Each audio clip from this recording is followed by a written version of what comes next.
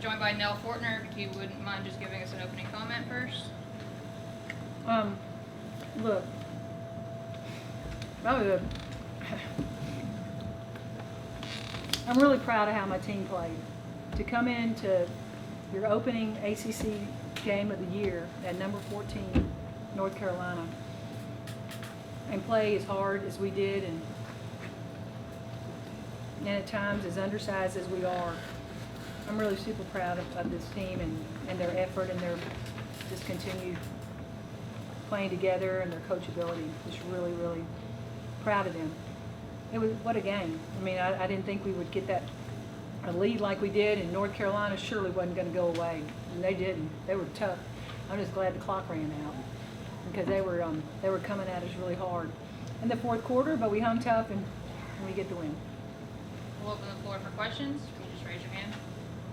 Coach, you had another great game from Danny Hart and a couple other players first, but I wanted to start with her because she's a freshman.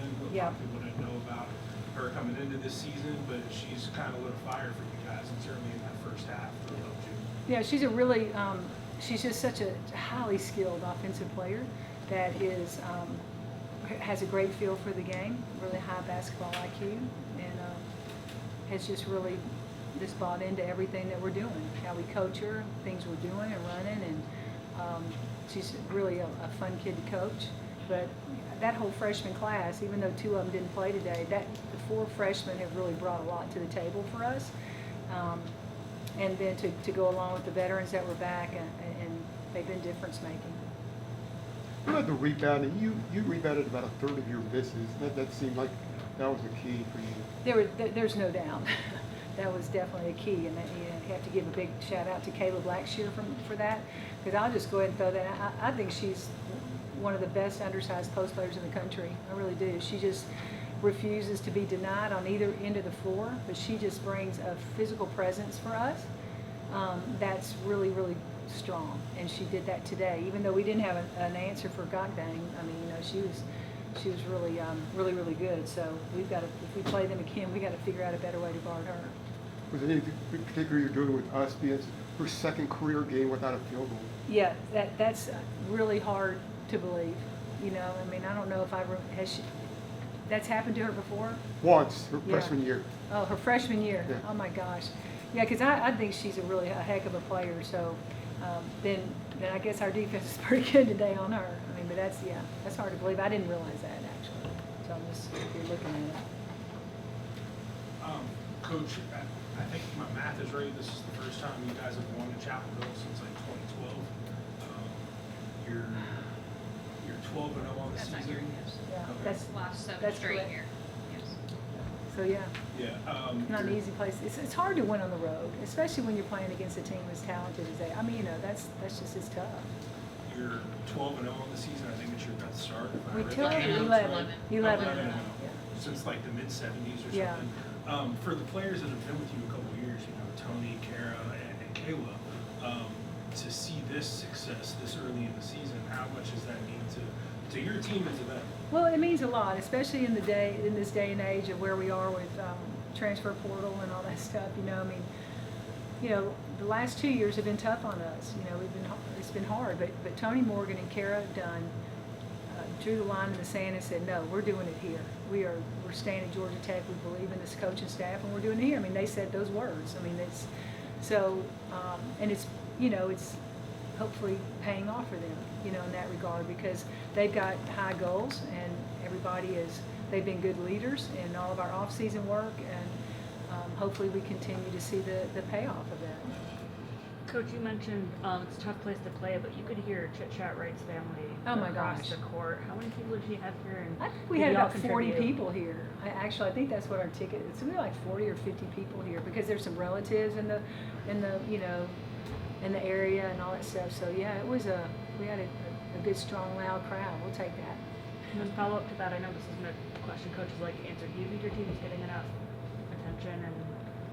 You know what? I don't even think about that. I mean, you always want to get attention. There's no question, but I've got more things to worry about than that. Coach, coming into tonight, Chapel Hill was top 6 in defensive scoring.